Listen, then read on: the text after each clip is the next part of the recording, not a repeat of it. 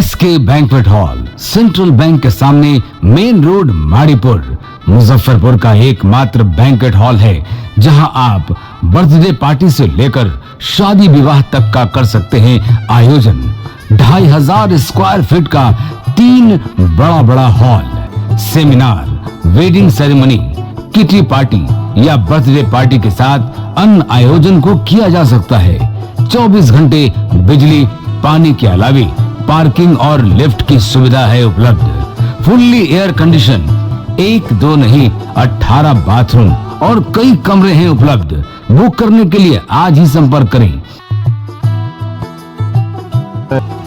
Area wise एक floor का area 2500 square feet है। फर्स्ट फ्लोर का, सेकंड फ्लोर का भी सेम है, थर्ड फ्लोर का भी सेम है, फोर्थ फ्लोर का भी सेम है। ये मैरिज के लिए सबसे अच्छा है क्योंकि बड़ा एरिया, आप चाहे तो 1000 आदमी का भी पार्टी इसमें कर सकते हैं, 500 का भी कर सकते हैं, 200 100 का भी करना हो, कोई बर्थडे करना हो, कोई भी पार्टी करना हो तो आप इसमें आराम से कर सकते हैं क्योंकि 3 हॉल है एक साथ में, तो आप बड़ा से बड़ा भी पार्टी इसमें कर सकते हैं।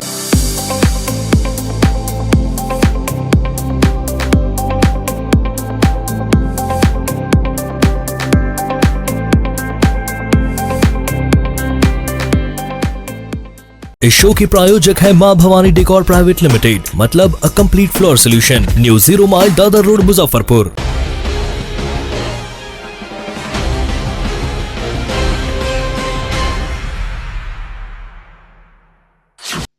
नमस्कार, मैं हूं सानिया और आप देख रहे हैं डे न्यूज। खबरों की शुरुआत करने से पहले आइए एक नजर डालते हैं उन खबरों पर जो बनी है आज की सुर्खियां।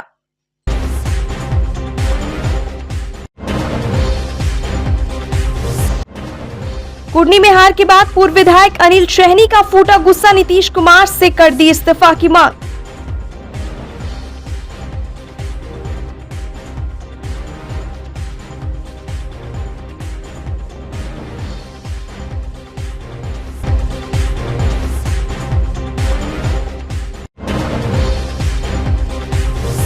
मुजफ्फरपुर में हर्ष फायरिंग का नहीं थम रहा है मामला, शादी में गोली लगने से छात्र घायल, गंभीर स्थिति में चल रहा है इलाज।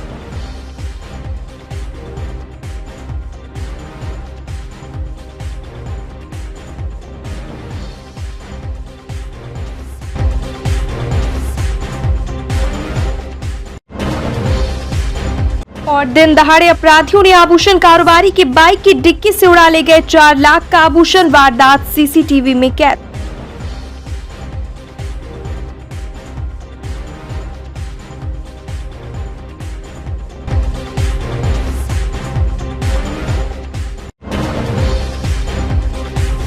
तो ये थी आज की सुर्खियां और अब खबरें विस्तार से।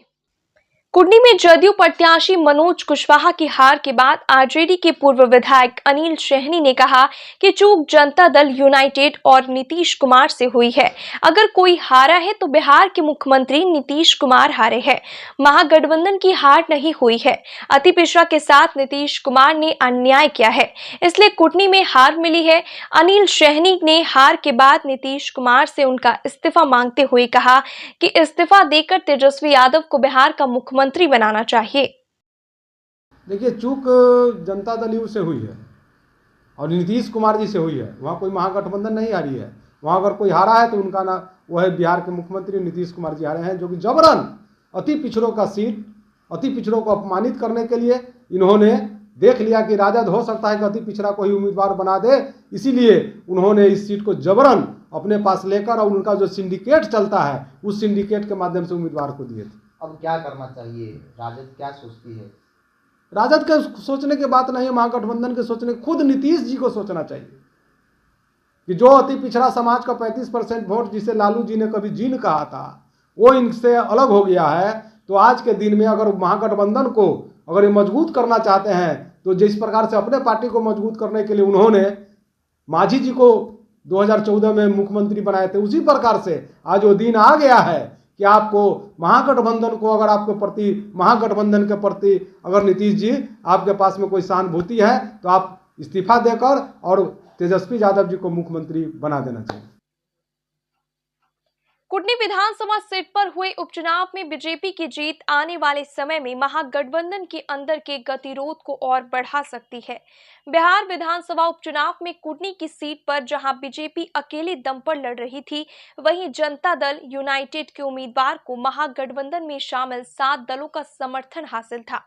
इसके अलावा सत्ता का समर्थन और मुख्यमंत्री नीतीश कुमार के विकास कार्य के साथ MY समीकरण और महागठबंधन की सिटिंग सीट का सपोर्ट हासिल था। बावजूद इसके बीजेपी ने अकेले दम पर 3 बार इसी सीट पर विधायक रह चुके जनता दल यूनाइटेड के उम्मीदवार मनोज कुशवाहा को पटखनी देकर जीत हासिल की है। ये बात शुक्रवार को पूर्व मंत्री सुरेश शर्मा ने आयोजित प्रेस वार्ता में कही। उन्होंने कहा कि कुटनी उपचुनाव महज कुटनी का नहीं, बिहार का दशा और दिशा तय करेगा। उन्होंने कहा कि इस चुनाव से यह साबित हो गया कि भाजपा अकेले अपने दम पर चुनाव लड़ भी सकती है और जीत भी सकती है। देखिए, कुरहन्नी का रिजल्ट, कुरहन्नी की महान जनता को कितना हो कोई भरमाया,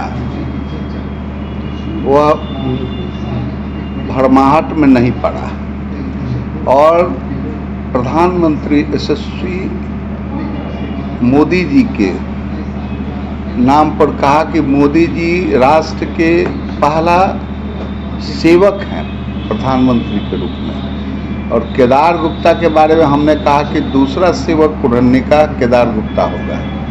यह आपका विधायक नाम रहेगा सेवक के रूप में काम करेगा। अगर कहीं कोई कमी बेसी होगी तो हम भी उसको देखने के लिए तैयार हैं। जनता उधर महागठबंधन 9 का था, बड़का है गठबंधन, यहाँ अकेले भाजपा। एगो चिराग जी हम लोगों को आया समर्थन देने के लिए, मेरा छोटा भाई समझे ना, वो आया। बाकी तो हमको अकेले लड़ना था। लेकिन महिला सब कहती थी कि सुरेश बाबू हम सब निमक हराम न होती, 5 किलो अनाज हमरा सबके खाए लगी, हर महीना फ्री देवले हो सकले, उसमें हम सब बेचबो कर ले, दूसर काम लगी, तरकारी लगी और अथी लगी, लेकिन हम सब ओकरी वोट देवे। तो ये तो नरेंद्र मोदी का माने करिश्मा था। बिजली देले है, हमने बिलो न दिले, बिजली देले है। आ कुछ लोग कहलक कि बाप रे बाप झूठो के मुंह पर आके सटा दे बोले हमरा दुल्हा के, आ कहले कि शराब पी ले है, आ पकड़ के ले जाले, 8,000 रुपया लगता है। ये सब खरौना में अथी किया, माने वो सब तरह तरह से दुखी समाज था। और ये जो सिंडिकेट था, हमने ना, सरकार शराब बंद कर रही है, बंदी का हम लोग समर्थन भी किए हुए हैं, ऐसा नहीं है कि हम समर्थन नहीं किए हुए हैं, लेकिन सिंडिकेट खोल के वो बेच रहा है, करोड़ों करोड़ों कमा रहा है। अब बेचारा गरीब पिए चाहे नहीं पिए, वो जेल में जा रहा है। लोगों ने दुखी होकर के इसका भी लाभ है, क्योंकि शराब बंद होना करना कोई खराब बात नहीं है, ये मुख्यमंत्री जी के तो, लेकिन अब वो तारी पर पेड़ पर चढ़ा हुआ है, हमने उसको ढेला से मार करके गिरा दिया, मर गया। ये सब जो हथकंडा पुलिस वालों ने जो किया, उस पर बड़ी लोगों में रोष था, दुखी था, महिलाएं दुखी थी। और इस सब का जो है, और सबसे बड़ी बात ये है कि यह चुनाव गेटवे था कि भाजपा 24 में नरेंद्र मोदी के नेतृत्व में सरकार बनाएगी या कुरहन्नी में हार करके उसका घाटा उठाएगी। लेकिन जनता ने कहा कि नहीं, 24 में नरेंद्र मोदी ही प्रधानमंत्री होंगे, अकेला भाजपा 25 में अपनी सरकार बनाएगी बिहार में। ऐसा विश्वास कुरहन्नी की जनता ने भारतीय जनता पार्टी को वोट देकर के दिलाया। शादी समारोह में हर्ष फायरिंग के दौरान कई लोगों को गोली लगने के बावजूद लोग फायरिंग करने से बाज नहीं आ रहे हैं। मुजफ्फरपुर में शादी के दौरान हर्ष फायरिंग में एक 12 साल के युवक को गोली लग गई है। गोली युवक के आंख से छूते हुए निकल गई। मामला साहिबगंज थाना के मधुबनी गांव इलाके की है, जहां एक लड़की की शादी के दौरान हर्ष फायरिंग की गई। न्योता देने पहुंचे छात्र को गोली लग गई। घटना के बाद मौके पर थोड़ी देर के लिए अफरा तफरी की स्थिति बन गई। आनन फानन में घायल को इलाज के लिए अस्पताल में भर्ती कराया गया है, जहां उसका इलाज किया जा रहा है। पीड़ित छात्र साहिबगंज के आनंदी छपरा निवासी शिक्षक मोहम्मद समीम का पुत्र मोहम्मद दिलकश है। उसके परिजनों ने बताया कि मधुबनी गांव के रत्नेश सिंह की बेटी की शादी थी। दिलकश के पिता बाहर गए हुए थे। पिता के मौजूद नहीं रहने पर वह शादी में न्योता देने के लिए गया था। जब बारात पहुंची तो लोगों ने बंदूकें निकाली। आधा दर्जन से अधिक बंदूकों से हर्ष फायरिंग शुरू हुई। इसमें दिलकश को गोली लग गई। गोली लगते ही उसके आंख के पास से खून निकलने लगा। इसके बाद उसे अस्पताल लाया गया। डॉक्टरों ने कहा कि गोली आंख से छूकर निकल गई है। फिलहाल इलाज चल रही है। आरोप लगाया कि गोली लगने के बाद किसी ने दिलकश की मदद नहीं की, उल्टा उसे वहां से अलग कर दिया। जिसके बाद दिलकश घर आया, वहां से उसे अस्पताल लाया गया है। इधर साहिबगंज थानेदार राजेश रंजन ने बताया कि मामले की जांच की जा रही है। हम वैसे घर के घर जा रहे थे ना, तब बंदूक में दो गोली भरा न, तो एगो ना आता तो एगो निकाल के पॉकेट में रख लिया, भर लिया, ठोक दिया, इसे तो मार दिया। कौन था? वो क्या पता। उजर शर्ट पहना था, करिया जींस पहना था, फिर उजरे था, फिर छोटी छोटी दाढ़ी था। अच्छा, जानबूझ के मारा या गलती से मारा? जानबूझ के मारा। हमरा और घुमा दिया गोली, तब भर के मार दिया। अच्छा, बारात भी जा रहा था वहाँ पे? बारात आया था। बारात आया था। कहाँ बारात आया था? किसका बारात था? मिंटू सिंह है। हाँ। उसका बेटी का कौन गांव में? मधुबनी साहिबगंज में है जी। अच्छा, तुम भी वहाँ गए थे न्योता करने? जी। क्या बताओ? हम भी गए थे न्योता करने जी। अच्छा, उसमें डांस वगैरह भी हो रहा था क्या वहाँ पे बाराती में? हाँ जी। उसी दौरान फायरिंग हुई है जी। दुहारी लग रहा था ना, तो तब हम सबको खिया दिया। तब हम सब आ रहे थे ना, तो 3 गोला आया, बंदूक ले गए। तीनों दुगरा चलाया, एक गोला हमको मार दिया, गोली भर के हमको। अच्छा, देखा नहीं कि कौन मारा? देखे। क्या गिर गए तुम वहाँ पर? जी, गिर गए थे। एक गोला उठा के टांग के उन्हें बिक दिया। हम वहाँ तो मौजूद नहीं थे, लेकिन बच्चा आया, उस समय बेहालत स्थिति में था। उसको बेटा इलाज यहाँ कराया गया। उस समय बताया कि वहाँ गोली चल रहा था, बहुत सारे बंदूकधारी खड़े थे, और उसमें से किसी ने फायर किया, उसको लगा, और बच्चा वहीं छटपटाने लगा, उसको छोड़ दिया गया, और उसको अलग बगल में जा करके मतलब कि धक्का करते अलग कर दिया गया। वो बच्चा जब आया उस समय बहुत ही पोजीशन उसका गड़बड़ था। उसका इलाज कराया गया, ट्रीटमेंट कराया गया, और वो लोग कोई पूछने तक नहीं आया। तो बच्चा न्योता करने गया? बच्चा वहाँ न्योता करने गया था, चुमावन करने। रत्नेश सिंह की बेटी के शादी था। कौन गाँव? मधुबनी गाँव। मधुबनी में था? हाँ, साहिबगंज प्रखंड में पड़ता है। गोली आँख को छूते हुए निकला है। हाँ, आँख को छूते हुए निकला है। उन लोगों को फायरिंग हुआ होगा? अब वो बच्चा लोग बता रहा था कि 10-12 बंदूकधारी थे, तो इसका कोई सीमा लगातार फायरिंग हो रही थी। बड़ा दूरा लगने के समय? हाँ, दूरा लगने के समय। 8-15 का घटना है। 8-15? हाँ, 8-15 का घटना है, और यही सब है। वो लोग आया है देखने? अभी तक कोई नहीं आया देखने। कोई पूछने भी नहीं है कि आप लोग कहाँ है, क्या हुआ, नहीं हुआ। मेरे दरवाजे पर गया बच्चा, आपका न्योता करने, उसका क्या हाल है। और जो बच्चा के गार्जियन है वो बेतिया गए हुए थे, वो बच्चा के फादर थे ना, इसलिए वो न्योता करने वहाँ गया था। मुजफ्फरपुर में अपराधियों का हौसला बुलंद है। बेखौफ अपराधियों ने दिन दहाड़े आभूषण कारोबारी की बाइक की डिक्की से 4 लाख रुपए कीमत के आभूषण उड़ाकर चलते बने। घटना कांटी थाना इलाके के कांटी मुख्य बाजार की है। घटना की पूरी वारदात दुकान के बाहर में लगे सीसीटीवी कैमरे में कैद हो गई। सीसीटीवी में दिख रहा है कि एक युवक चाबी से बाइक की डिक्की को बड़े आराम से खोलता है और झोली में रखे आभूषण को लेकर दूसरे युवक के साथ बाइक से ही फरार फरार हो जाता है। दुकानदार धीरज कुमार ने बताया कि चोरी होने के डर से वे दुकान का सारा ज्वेलरी प्रतिदिन घर ले जाते थे, फिर सुबह लेकर दुकान आते थे। सुबह 11 बजे जब दुकान खोल ही रहे थे तभी अपराधियों ने डिक्की खोलकर उनका पूरा आभूषण उड़ा ले गए। इधर कांटी थानेदार संजय सिंह ने बताया कि दुकानदार की लापरवाही की वजह से घटना हुई है। सीसीटीवी के आधार पर अपराधियों को चिन्हित कर लिया गया है। जल्द ही मामले का खुलासा किया जाएगा। आया है कांटी में डिक्की में से चोरी का डिक्की का चोरी जो है वो शुद्धता लापरवाही है वादी का। वैसे सीसीटीवी हम लोग खंगाल रहे हैं, उसमें एक आदमी चिन्हित हुआ है और 24 घंटा में उसका हम लोग निपटारा कर देंगे। चोरी में क्या क्या हुआ है सर, कुछ बताया है पीड़ित ने? वो पीड़ित ने बताया कि आभूषण था उसमें। आभूषण कितने का होगा लगभग आभूषण? ये नहीं पता है, जांच कर रहे हैं फिलहाल। जांच कर रहे हैं। झोला में डिक्की में एथी के बाहर रखा था, डिक्की में नहीं रखा था। डिक्की के बाहर वो हैंडल में लगा करके चला गया था। अच्छा, हैंडल में लगा के चला? हैंडल में। सीसीटीवी से तो यही लग रहा है कि हैंडल में लगा के चला गया। बिहार में निकाय चुनाव को लेकर जिस तरह से कानूनी दांवपेच फंसा है, ऐसे में यह कह पाना मुश्किल है कि आगे क्या होगा। हालांकि सुप्रीम कोर्ट की ओर से आज दी गई व्यवस्था के बाद लग रहा है कि चुनाव का रास्ता अब साफ हो गया है। बिहार में निकाय चुनाव तय समय पर ही होंगे। इसके बावजूद यह सवाल बना हुआ है कि 20 जनवरी के बाद इस चुनाव का परिणाम क्या होगा। इसको लेकर जानकार अलग अलग राय रखते हैं।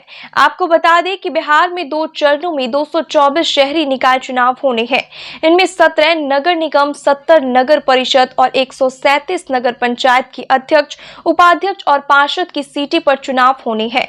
निकाय चुनाव में राज्य के कुल 1,14,52,759 मतदाता हिस्सा लेंगे। सरकार ने 18 को पहले चरण और 28 दिसंबर को दूसरे चरण में मतदान करवाने का फैसला किया। पूर्व नगर एवं आवास विकास मंत्री सुरेश शर्मा ने कहा कि जल्द से जल्द चुनाव को और शहर का विकास हो, वे ऐसा चाहते हैं।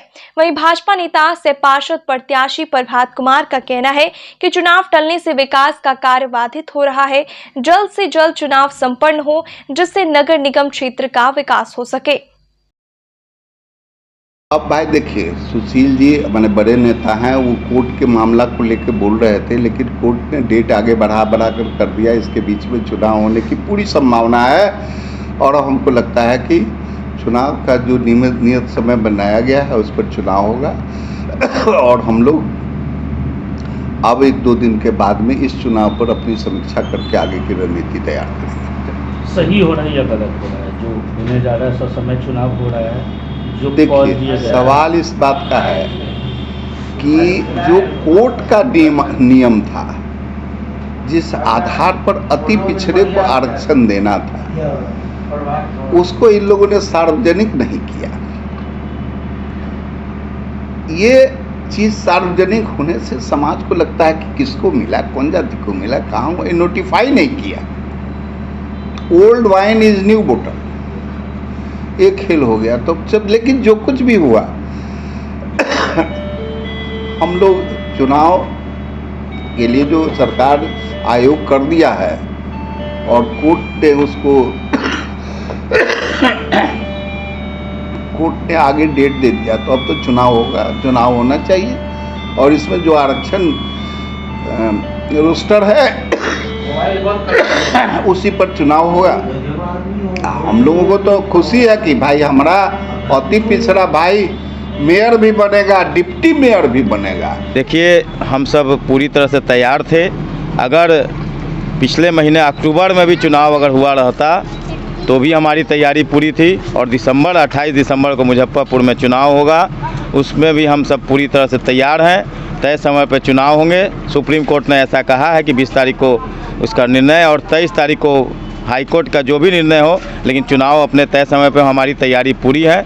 जनता का समर्थन, जनता का प्यार हमें मिलेगा। खर्च का कोई सवाल ही नहीं बनता। चुनाव में कैसा खर्च? यहाँ जनता को वोट देना है और हमको उनका आशीर्वाद मांगना है। खर्च तो उन्हें करना है जिन्हें भ्रष्टाचार करना है। मुजफ्फरपुर शहर के मोती झील श्याम सिनेमा के सामने स्थित सफारी का पहला एक्सक्लूसिव शोरूम का शुभारंभ आईटी मंत्री इसराइल मंसूरी ने फीता काटकर किया। इस मौके पर कई गणमान्य लोग मौजूद रहे। मंत्री इसराइल मंसूरी ने दुकानदार को शुभकामनाएं दी। उद्घाटन के मौके पर शोरूम के प्रोपराइटर दिलनवाज अली उर्फ नवाब ने बताया कि यह मुजफ्फरपुर का एक्सक्लूसिव शोरूम है। शोरूम में हर तरह के backpack, trolley, laptop bag, school bag, gym bag समेत सफारी की सभी प्रोडक्ट इस शॉप पर मौजूद है। नवाब ने बताया कि उद्घाटन के मौके पर ग्राहकों को विशेष छूट भी दी जा रही है। आज बड़ी हर्ष की बात है कि मुजफ्फरपुर शहर में फर्स्ट एक्सक्लूसिव सफारी का शोरूम खोला गया है, जो मोती झील में है, श्याम सिनेमा के ठीक सामने। और सभी प्रकार के trolley bag, hand bag, laptop cover इत्यादि का जो है सो कि यहाँ सो मुजफ्फरपुर वासियों को सफारी का मिलेगा। आज उसी का जो है सो उद्घाटन की गई। ये मोती झील श्याम सिनेमा के अपोजिट मुजफ्फरपुर में पहला सफारी एक्सक्लूसिव शोरूम खुला है। यहाँ आपको हर तरीके का सफारी का प्रोडक्ट मिलेगा, बैकपैक से लेके ट्रॉली से लेके सारा। मैक्सिमम डिस्काउंट जो और भी आपको शॉप में वो एक्सक्लूसिविटी का जो ये डिस्काउंट होता है वो इस काउंटर से आपको मिलेगा। ऑथेंटिसिटी की आपकी गारंटी होगी, प्लस आपको यहाँ सारा का सारा वेरिएंट मिलेगा सफारी का। प्रोडक्ट पे क्या क्या है नाम बताइए। ट्रॉली है, बैकपैक है, लैपटॉप बैग है, फिर से स्कूल बैग है, लैपटॉप कवर बैग है, जिम बैग है, वन नाइटर है, ये सब है। जितना भी सफारी प्रोडक्ट बनाती है सारा आइटम अवेलेबल है। उद्घाटन के मौके पर क्या कहना चाहेंगे शहरवासी? शुभकामना चाहेंगे आपका, और क्या चाहेंगे, लोगों का गिफ्ट चाहेंगे शुभकामना के तौर पे। और उद्घाटन वगैरह किसके हाथ से? इसराइल अंसारी जी जो हैं आईटी मिनिस्टर, उन्हीं के हाथों से उद्घाटन किया गया है। शुक्रवार को 6 साल पुराने 2 भाइयों की हत्या के मामले में अपर जिला एवं सत्र न्यायाधीश 3 सत्यप्रकाश शुक्ला ने तमाम गवाहों और साक्ष्यों के आधार पर आरोपियों को दोषी पाते हुए 3 को आजीवन कारावास और 1 को 8 साल की सजा सुनाई है। इसके साथ ही सभी आरोपियों को 50,000 रुपए का अर्थदंड भी लगाया है।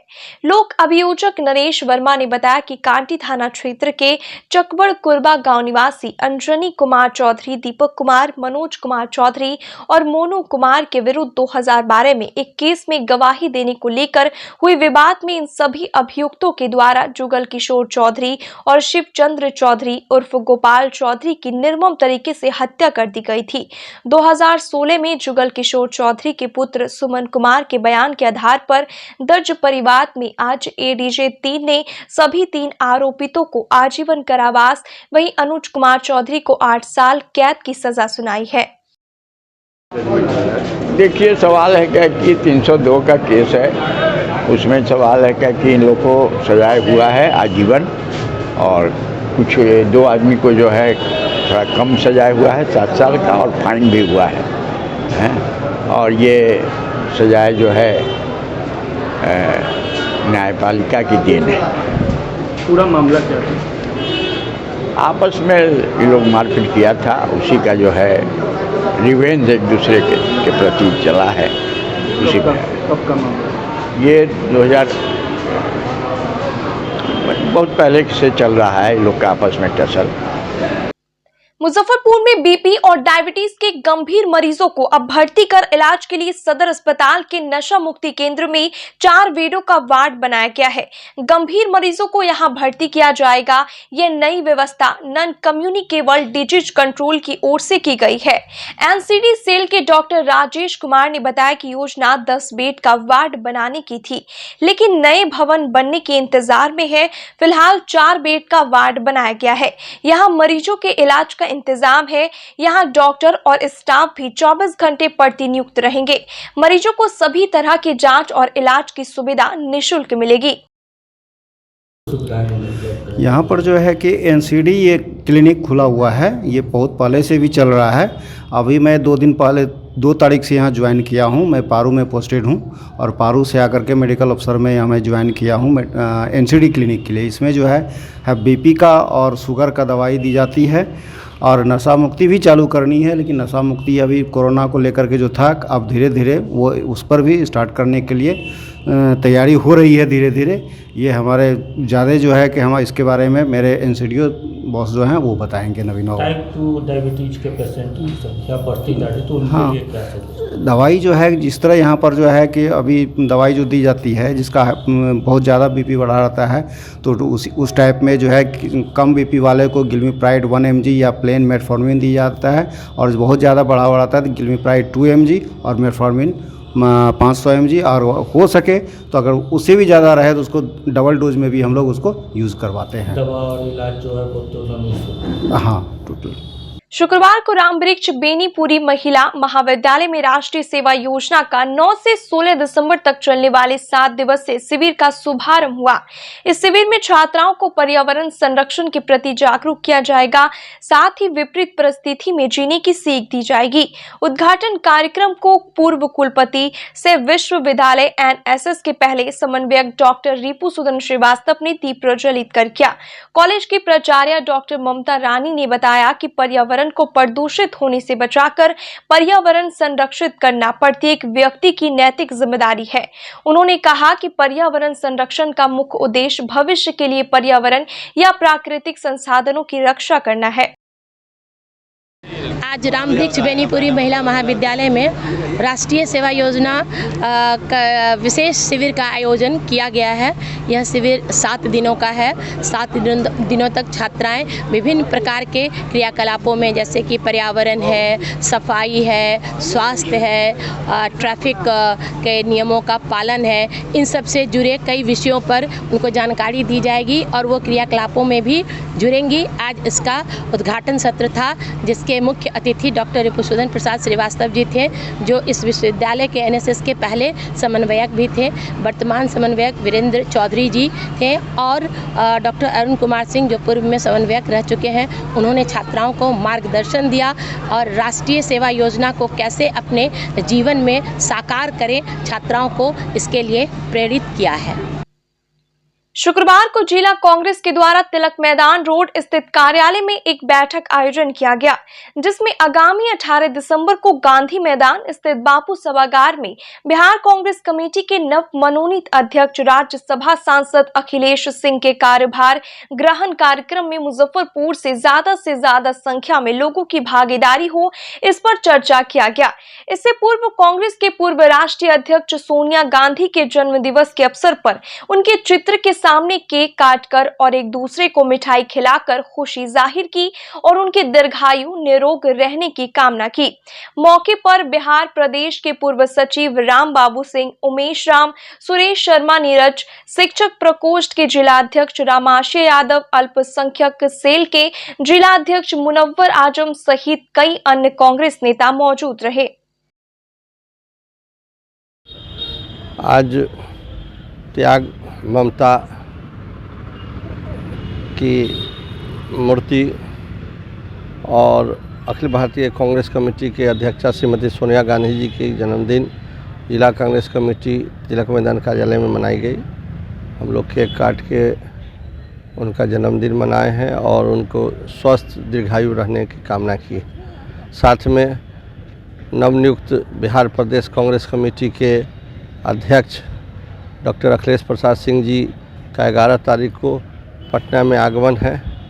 उस आगमन की तैयारी के लिए कि मुजफ्फरपुर से ज़्यादा लोग उसमें शामिल हो, इसके लिए प्रखंड अध्यक्ष और तमाम कांग्रेस कमेटी के पदाधिकारियों की बैठक हुई है और यह निर्णय लिया गया है कि हम लोग यहाँ से 9 बजे सुबह बापू सभागार में और एयरपोर्ट पर उनको रिसीव करके जोरदार उनका अभिनंदन स्वागत करेंगे।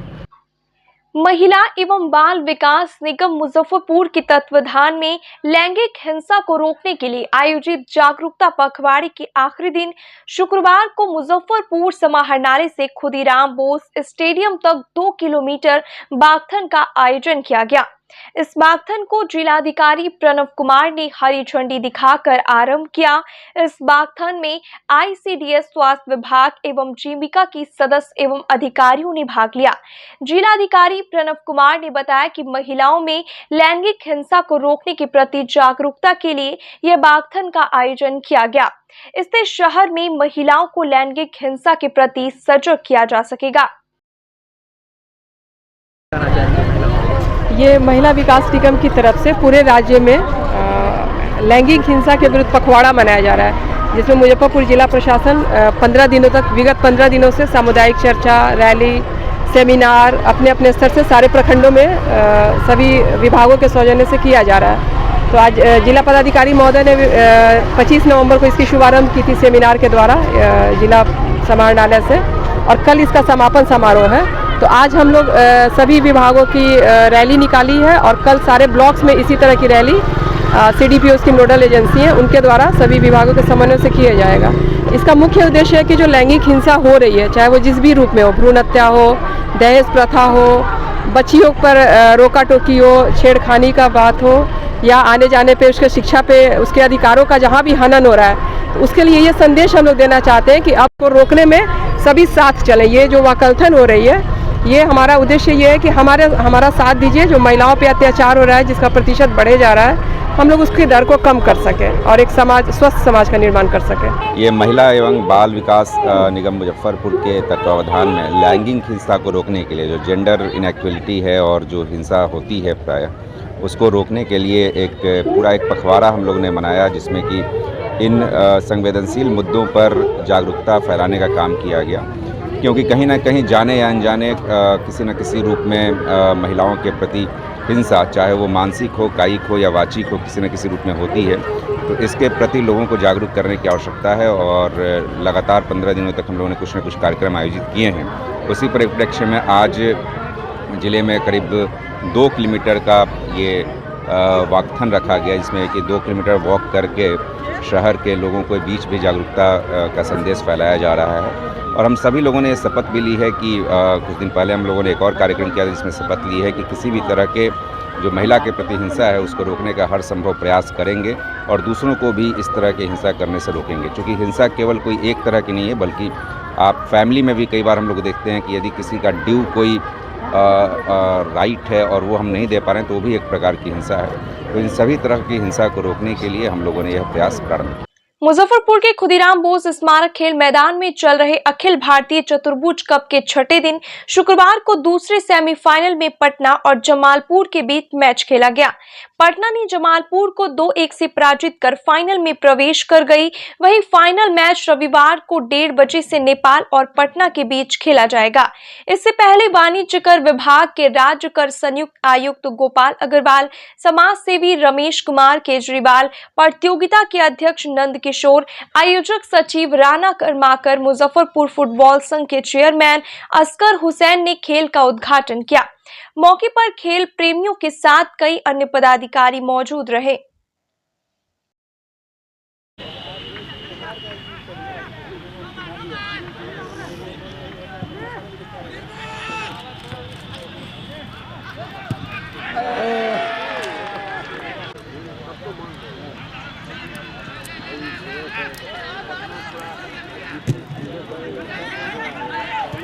खाली है,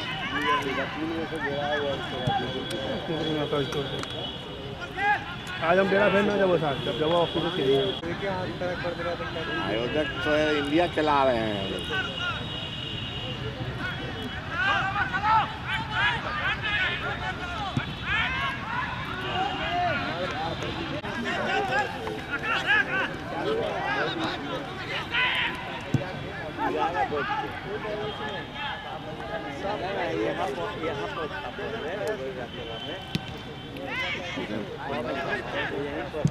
नेपाल को हरा भी सकता है, तो ये पटना हरा सकता है।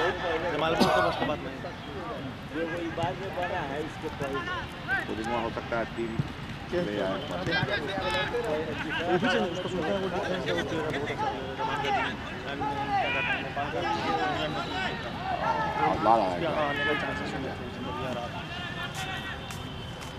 आज की खबरों में बस इतना ही। कल फिर मिलेंगे कुछ नई खबरों के साथ। तब तक के लिए डे न्यूज परिवार को दीजिए इजाजत। नमस्कार।